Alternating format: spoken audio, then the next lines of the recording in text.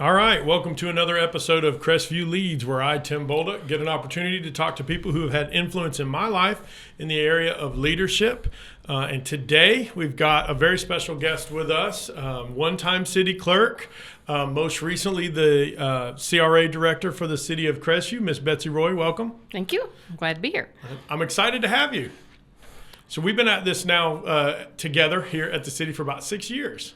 Just about. Yeah, and you are rapidly approaching retirement. How long do you have? Actually, 7 days and 1 hour. 7 days and 1 hour. That's so good, so good. No, I absolutely wanted to get you on here before you retired. Not that I won't be seeing a lot of you, hopefully, afterwards, but wanted to give you a chance to come in and chat, or I wanted to take the opportunity to come in and kind of pick your brain about some subjects related to leadership. But before we get started doing that, tell us, do like I always do, most people in the city of Crestview at least know Betsy by name, but tell us a little bit about yourself. So where, does it go all the way back to England? Tell us a little bit about yourself. No, actually, I was born in Chattanooga. Okay. Grew up in It's kind of like England. Kind of like. My mother was English, so half English, half Southern, half English. I grew up in a little town called Flintstone, which is just over the state line from Chattanooga, and it's actually in North Georgia. So I'm actually a Georgian, not a Tennessean. Okay. I always told everybody this is what happened to Pebbles when she grew up. Right. That's because everybody says Flintstone. Flintstone, right. Went to school in what's called Chattanooga Valley. Graduated, went to college, and got a degree in retail management. Probably the only person ever worked in retail that had a degree in retail management. That had a degree in retail management. Where'd you go to college? Chattanooga State. Okay, I think you said that. So okay, good. Then I moved. I went to work for department stores as buyers and department managers for several years, and then in '86 I went to work for Cracker Barrel. Okay. Moved to Greenville, South Carolina, and then I moved to Lake City, Florida, and then I was promoted to district manager and was that for 7 or 8 years and moved in 6 different places. I was the only district manager that was single, so I got the one that got moved when we got new territories. Right. At one point, I lived in Georgia and traveled to Texas. Goodness gracious. So and then I moved here, got tired of that, wanted to settle down, moved here in '95 to open this Cracker Barrel. Okay, so you were here when this one down by the interstate opened. I actually opened it as retail manager. I did not know that. I learned something in every one of these. That's very cool. So I was there from '95 until 2011, end of 2010. Met my husband here, and we got married in 2010. Right. And then this job came open as an appointed position. The city clerk did, so I applied. It was kind of strange because at that point I didn't know anything, and I didn't realize that it was public hearing. Right. So I thought it was just a job application, and you would be interviewed. I didn't know it'd be interviewed on TV. Right. And nobody at Cracker Barrel knew that I was applying. So I'm like, great, I'm going to lose my job if I don't get this job. That's funny. But anyway, so I got appointed, was appointed in 11, elected in 12, elected in 14. So let's talk about that real quick. So when you say get appointed, at the time at which you became the city clerk, it was an elected position. It was an elected position. And so the elected city clerk had decided to retire earlier than her term. Right. And so she left, what was her name? Janice. So Janice left as the city clerk, and then, which meant that the city council would then by charter appoint the city clerk until the next election. Right. Okay, so when you applied for that job, did you know that you might get the job and then later on the people say, just kidding? Did you know it would be elected? I knew it was going to be elected. Okay. Yes. All right. So you did that, you went through that process, you got elected, you came in. How long were you in you were appointed. How long did you stay in appointed? From January of 11 till March of 12. Okay, so it was less than a little over a year. Yeah, a little over a year. Okay, and so then you ran for office as the city clerk. Did you have opponents? I had 2 in that election. Oh wow. Okay. And then when I ran in 16, I had no opponents. Okay, so the first time around you had 2 opponents. Won by 24 votes. Oh wow, that's interesting. So was it close between all 3, or was it 2 runaway candidates, and then what is this person running for? The third one was a low number. Pretty far away. Right. Very interesting. See, I learned something new. I didn't know it was a 24 voter, because we just had the most recent one that was like 13 or 14 or something like that. So that was pretty, not for clerk, but for county commissioner. Mm-hmm. Wow, that's interesting. So then, so you got appointed, then you were elected. ran an actual campaign, won, and was elected. Then the next go around 4 years later, nobody ran against you. Right. So you won by default. You won like JB style. Right. JB never beats anybody. They just don't run, right? So you scared them away or whatever it is. Okay, so then second term. Now, in the middle of your second term, the charter amendments came up. Is that right? Yeah, in 17, 18, we started working on it. Right. So this is going to be cool for me. So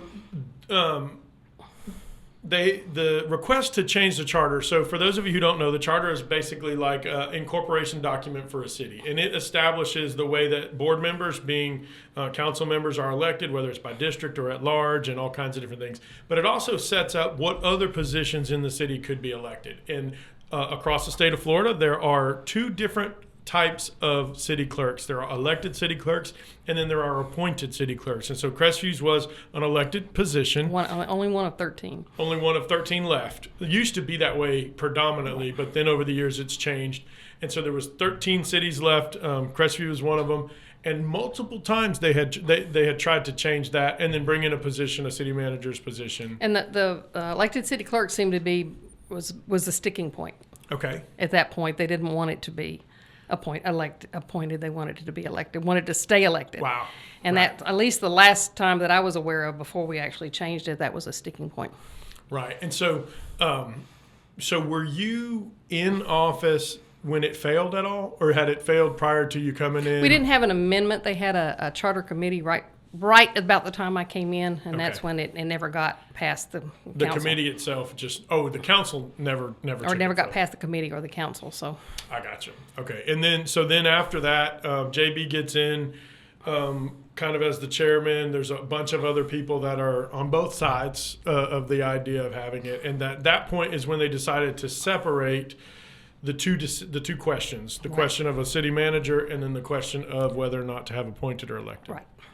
And at that point, they both passed, which right. is hilarious, right? Because everybody didn't vote for it, which is interesting in how that worked out. For me, as a political science student, it's a pretty good case study in how government works, right? It failed before because they were combined, and then as soon as we disconnected them, uncombined them.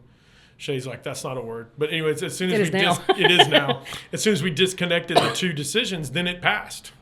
Well, one thing that we used as a sticking, but not as a sticking point, but as a point of reference when we were trying to get it, because I didn't really care, because I was planning on staying appointed at that point, is that to be elected city clerk, you could be 18 years old with a high school education, never been in business, never worked. Right. Because that's a requirement. Right. So we kind of use that as a point. To push forward. So you were in favor of changing to an appointed? Yes. Oh, okay. That's interesting. So somebody elected into the role was interested in being appointed. But you had actually done both. Right. Because you were appointed by the council initially and then elected the second time. Right. And so that's pretty interesting, which means that the council determined initially that you had the qualifications necessary. Right. And then the second time around, the people said that, or at least 23 more than the other guy said, Betsy's our girl. And then, so you saw it from both perspectives. Right. Yeah, that's pretty cool. I obviously am, on the clerk's position, it's an interesting deal. It just depends on the responsibilities, I think, of the clerk's position. People underestimate how big of a responsibility that is in Florida, because you guys, as the city clerk, you're the what we refer to as a custodian of record, which means you're responsible to ensure that all public records are maintained. Right. And at this point, and before you came on board in 2019, it was a lot bigger position than a lot of cities had, because I was over utility billing, I was over finance for a very short period of time. Thank goodness I was over growth management. Right. So you didn't like growth management? Not with everything else, no. No, right. That was a very political answer, Betsy. You're not running for anything. I'm not running for anything. I'm running for the border. You're running for the border. Running for the golf course. I was running for the golf course. But I learned what perking was. I learned a lot about growth management in that very short period of time. Yeah. And then we also had, at that point, the committee, and I can't remember the name of it, where we had to look over all. They call it a technical advisory committee. Technical review committee, right? Yep. So I had to sit in all those. Yeah. So I learned Those more. are the bane of any local government official's existence. So I had to learn what all these fire codes and all that stuff. So it was an interesting knowledge. Right. And of course, we didn't have anybody that was over all the department heads. Right. So we had kind of somebody had to coordinate all that chaos, right? kind of like herding cats. Yeah. So you and then I think maybe with some assistance from Wayne, at least on his side of things, did that. And then comes the change in the charter. Right before the vote, some guy from Fort Walton comes up, says, "Hey, let's go to lunch. I'd like to talk to you about it." And that's when we met. We came up, we went and had lunch at the Palm, I think. I think it was, yeah. Yeah, Tropical Palm, to talk about, hey, what. And I did that because I was, just wanting to know when I came in, if I was to, first of all, the charter had to pass. Secondly, if I even got shortlisted and then got picked, what kind of an environment I felt like it would be in. So I've always been meaning to ask you, where did you leave that conversation with? What is this idiot doing? I was on your side because you're the only one that reached. If you remember when y'all came up for interviews, we were supposed to have 3. Right. One got a job somewhere else, so I was like the chauffeur of the day. Right. So when you guys came up for interview, so it was a very interesting format for me because I laid all that out and made all the arrangements. Right. And took you around everywhere to meet everybody. Chauffeured us around. Chauffeured you around. Yep. So that was very interesting. That was the day I almost bailed on this because we got a chance to kind of see things from the inside, and it was very very interesting. So, like I said, I was. I can say it now because you're here and you've been here. I was in favor of you. I had no vote, but. Yeah. That's funny. So me and old West Virginia. I can't remember his name, but the guy was from West Virginia. From Hurricane, West Virginia. Hurricane, West Virginia. And my favorite story about that is we're riding around. If he ever hears this, he'll laugh about it because we're riding around with you. Took us all over the place, and then I think if I remember correctly, we dropped him off at his hotel. Mm-hmm. And me being me, every time we would go to a different department, I would say to him, "Hey, what are you going to do with that problem? What are you going to do with that problem?" And so I was wearing him out all day long, sitting in the back of your van. And then you dropped him off, and I said, "Hey, I'll come pick you up." And then went back to City Hall. You and I chatted a little bit on the way back to City Hall. And then, sure enough, I went and drove around town because we had interviews that night. When I went to go pick him up and he got in the car, he asked me, "Hey, if I get it, would you consider coming to work for me?" And I said, "Let's just see how tonight goes." So I did everything I could to stress that guy out. So it was an interesting experience for me. It was very drawn out. It was nerve-wracking for sure. But I imagine for you it was probably nerve-wracking too because you have no idea what's going to happen next. Yeah. Well, because my role wouldn't change because it still didn't go to work for the city manager. Right. But I still had, it was still an elected position at that. I was elected. I would have been elected until November of this year had I stayed on. Correct. Right. Because it extended my term by 18 months. Right. Nothing would have changed for you. Right. As far as your appointment, you wouldn't have been appointed. You would have stayed elected and then until the end of the term. Because there was the way that statute works, you can never remove somebody from an elected position. Only the governor can do that. And so that was interesting. And so one of the things I was going to talk about on this particular podcast was, because this is a leadership podcast, it's interesting to me, and I've said this to you, I know, and I've said it to a lot of other people, but how. I learned a long time ago that you always have to be aware of who the influential leaders are in any organization. And so, and understand that if you're coming into a new organization, you better get to know them, because if you can't work with them, it may not matter how smart you are. Right. And so, especially in this relationship between you and I, because it wasn't like I was going to come in and have any authority over that position. It was going to have to be a partnership. And that I knew that things would probably change. And so I needed to figure out whether or not that person was somebody that I could work with before I even applied. And so from your perspective, how nervous were you about, more than anything, I imagine you had worked so hard, because there was we won't get into the ugly parts of the city, but there were ugly things going on prior to you being here. Right. And then there were ugly things that happened while you were here that had nothing to do with you, completely nothing to do with you, police department stuff, that kind of stuff. But you had been, really a big part of kind of creating some sanity in the big picture. And so now this new lunatic's going to come in, being me. What's going through your mind? Of course, I didn't know what, I knew things were going to change. Anytime you come in, when I came in, I changed things around to make it the way I thought it ought to be from a business perspective instead of a government, because I had never been in government.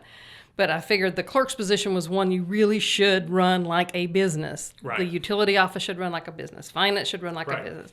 Everything should balance, that kind of stuff. And you always get kickback from old timers. Right.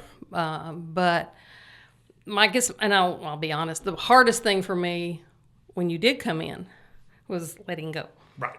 Right. As is for anybody. It's, I was doing all this, then all of a sudden I'm not doing it anymore. Right. And that was the hardest thing. And it's like I had to sit down and go, okay. Yeah. And have a little internal conversation, because some days it was frustrating. And it's For like, sure.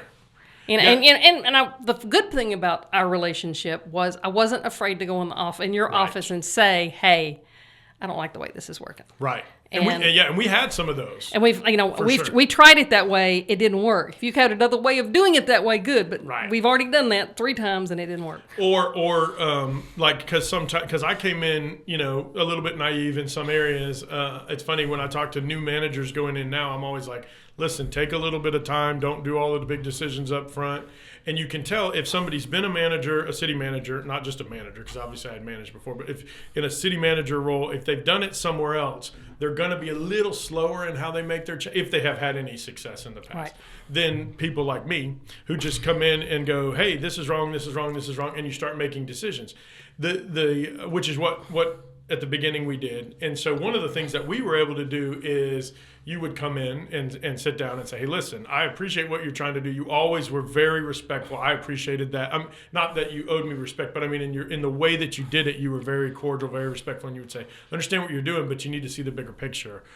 In essence, a lot of times we would have that conversation. And so I respected and appreciated, and I've told a lot of people that people look and say, oh my gosh, the city has come so far in 6 years. But what they don't recognize is that I came into what a lot of the stuff had already been kind of organized and rearranged. And then there were outside things that happened as well. COVID came, which was a huge struggle, but it also brought us money. Right. And so some of the things we were able to do, Main Street and stuff like that, there's COVID money involved and there's state money involved. And so what I appreciated with you is you could have made things very difficult and you didn't. You were very, very cordial. And I felt like we worked together pretty well. I think we worked very, very, very well. Because we worked hard for the, however many years it was, 8 years before you got here. Because when I got here, we had a very low fund balance. Right.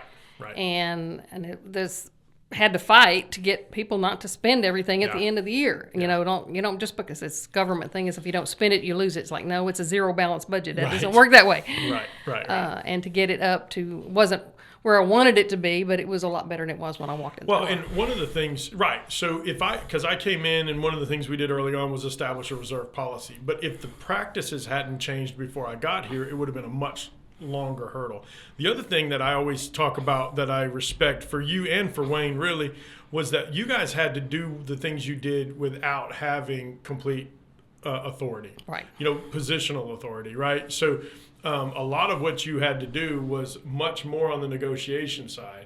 So with me, I'm responsible for everything, so I'm going to be held accountable for everything, but also I can make decisions for all the different departments at once, whereas you guys were unable to do that. Yeah, I guess, and even of course at that point, until the charter changed, the mayor was over fire and police. I really didn't have anything to do with fire and police. Right. And they made sure of that anybody did, right? I mean, honestly, that was the scenario, so yeah. But it's just, again, herding cats a lot of times, particularly at budget time. Right. Getting them all on the same page. Hey, we only have this much money. Right. Everybody has to have a budget. Yeah. And so then a little while later, or you decided to go ahead and halfway retire early, and then started to work on our Main Street. So CRA is something, not in Main Street, but CRA, our Community Redevelopment Agency, which is something you did as the city clerk. You oversaw that. And then when you decided to retire, you really kind of came in and helped me to kind of steer that thing for the last 2 years? 2.5 years. 2.5 years. What was the thought process behind that? Like a transitional period or? Well, I was ready to not work full time. Right. Mike and I are both still really healthy, but still wanted some time off, of course. Right. And then you open the golf course, and that kind of helped that decision. Right. But I didn't want when I made that decision, we thought we were going to start on Main Street, in 2 months. Right. So that was the thing. I'll stay here for a couple of years. We'll get Main Street fixed. Yeah. I don't want to leave until Main Street gets fixed. But then we didn't get the bids, and we Right. didn't get the bids, and we Right. didn't get the bids. So it's the point of, okay, it's time. Yeah. Well, and I mean, but at this point, all of that's in play, Right. and so it's going to get done. And really, we've got the project management team managing it, so that's cool. So let's talk just a little bit about leadership. So, I always ask everybody what who their favorite leader was, and what kind of characteristics did they represent that you would want to represent? And so I'm going to ask you that question. I'm not going to ask it to you right now. but as you went from private business, so you worked a lot in the retail business. Mm-hmm. That's where your education was in retail, and then coming to government. What were some of the differences you saw in how leaders carried, or was it managers or leaders carried themselves in those two different fields? Probably there's a lot of weird rules in Okay. government that don't have in retail. It's basically in retail, and the watchword for Cracker Barrel was always pleasing people. You did whatever you could do, Right. and everybody in the store had the authority to make people happy, not to give stuff away, but to make people happy that had problems. Yeah, I like that. And government's a little bit different. You have Sure. a little bit more stringent rules. You have stuff you have to do. If they don't pay their water bill, they get cut off. You can't do anything about Yeah. that. As unfortunate as that is. It is. from time to time. That was probably the worst part of my job. Some of them it was Always. easy, and some of them it was like, it's like. Yeah. But some of them when they're like crying in your office, it's Yeah. really hard. Things But that are out of their control. you can't. There's nothing you can do about it. You can't make an exception. Everything has to be the same, and it really does in retail too. But you have a little bit fewer stringent rules about Right, that kind of right. stuff. So that was the big thing.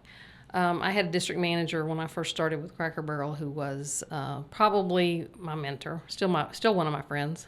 We still stay in touch. We both retired, and she was always, didn't matter what happened. Right. She was cool, calm, and collected. Oh wow, I can't relate to that at all. That is not my character. That's not my style. It didn't matter. She got mad. She was cool, calm, and collected. We had weird things happen at the district manager level when we were working together as district managers. Mm-hmm. She was always cool, calm, and collected. Now, she and I would go off and rant. Right. But- Did she tell you how? How did she stay cool, It calm, was and just her collected? personality. Oh, that's not fair. I know. That's not fair at all. I don't have that personality. Yeah, me neither. That's funny. So, what are some of the things that did carry over? Like what are some when you came in? Because you came in and we had a conversation the other day, and you were getting ready to. Somebody was turning the water bill on or something right before you took the job, and you heard one of the customers say, or one of the clerks say something rude, and I remember you were saying that. One of the things you thought is when I get in here, if I get this job, when I get in this job, we're not going to treat people that way. Right. So And it wasn't really treating people that way. What he did, he was bad-mouthing that's what the city's decision That's right. but onto a customer on the phone that I happened to be standing behind. And I'm like, I really want to go. I could be your boss next week. Right. Right. So you just don't do that. You just never know, obviously, who's listening. And one of the things we had, and I got this from retail, is if you're standing behind a counter, you're a retail person, you're standing behind the counter, and there's nobody in line, or there's somebody out here in line, and you're talking about this customer. Well, that customer is thinking, I wonder if they'll talk about me when I leave. Right. So you always have that. You always have to situational awareness where you don't know who's listening. Very good. Yeah. Know, absolutely. and because if you're bad mouthing them, well, chances are they're going to be a bad mouth me. And in government, they really don't have a choice. We're the only water source they have. Right. In retail, they go somewhere else. Right. And that's one of the fights that, honestly, you and I have talked about before that we fight all the time in local government, is helping our team to understand that just because they have to come here doesn't mean we aren't required to make it the best possible experience they can have. Right. So what were some of the things that was there anything in particular you implemented right when you got here as it relates specifically to customer service? Because that's one of the things I remember about the way you handled and covered the front counter was the importance of how we treat people. Is there anything in particular you would tell the team? I had a class that I did, and it's kind of a weird training class that I went through, and I brought that with me. It's like how to... I can't remember the exact words of it, so it's probably still in my file somewhere. Is like it was about gazelles and lions. If you're the slowest gazelle and the slowest Right. lion, then doesn't matter. You don't have to be the fastest lion. Right. You can be the slowest lion if you're after the slowest gazelle. Right. But it was all, I brought those customer trainings, and we had meetings about customer service and that kind of. Right, just to try to give them more of a private sector. Yeah. Right. So we're almost out of time, believe it or not, but I do want you to go ahead and answer that question for us. The question that I ask everybody is this: as you look back over your career, what is or who is someone that you looked up to as a leader, and what were some of the characteristics that they represented that you wanted to emulate? And then I'm going to have one more question for you after that. Probably, of course, we kind of touched on it. My first district manager, to stay calm no matter what the situation Right. was, because not to personalize. I guess that's what she did. Not She to never make it personal. personal. Yeah, It's very all good. it's business. It's not personal. They're not mad at you. Well, they might be mad at you, but it doesn't really matter. It's they're mad at the situation. They're not mad at you. Yeah, very good. Very good. All right, and then here's the last one for you.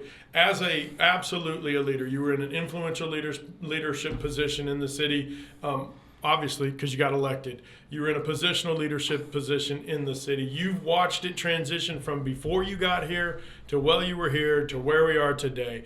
If there was something you could leave with the next generation of city employees, something to try to accomplish, something to look forward to, what would that be? Probably that just take pride in your city. Yeah. Don't ever, no matter how frustrated you get at work, don't take that to public. Yeah. Don't put it on word of mouth. Right. Right. I Don't love put that. it on Facebook. Just Don't get sucked into the nonsense. if you have a problem with your boss and your boss doesn't respond, then go to his boss. Don't don't take it out in public. Very good. Very good. Listen, nobody that I've ever worked with has represented more that they love their community like you do. It's one of the things about it. No matter whether we agreed on a topic or disagreed on a topic, motive was never my concern.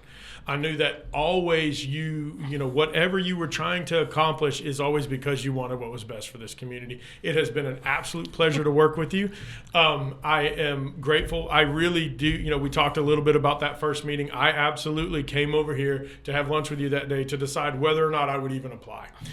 So good or bad, you might be, you're a little bit responsible for that, because I left here and I called my wife and I said, if I get this job, I think I can definitely work with the city clerk, which is a good don't thing. mention that on word of mouth, because Then they're they'll gonna blame me for it. That's it. That's it. So, but I want you to know how much I appreciate you. I appreciate the way you handled yourself through the transition. It's always difficult when you're turning loose of things that you created, turning loose of things that you're responsible for. It doesn't matter who you are. Right. Those things are difficult. Sometimes I don't quit here just because I don't want somebody else to do to mess up what I started. So I completely get it. But I appreciate the work that you did here, and I look forward to you having a great time in retirement and coming and visiting us. Get out there and keep sending me, things that we need to fix at the golf course. What's your handicap now? We won't talk about We it. won't talk about it. All right. It's better than it was a year ago. I will say that. Actually, I'm still have the highest handicap you can have, but my score's a lot better. Your score's a lot better. That's so good. That's so good. Well, listen, thank you so much for taking time with us today on Crestview Leads. We appreciate you. If you like what we're talking about, go ahead and share it for us. We're on all the different podcast platforms. And if there's somebody you'd like for us to interview or a topic you'd like for us to discuss, go ahead and put it down in the comments. And thank you so much. Have a great day. And that's why Crestview Leads.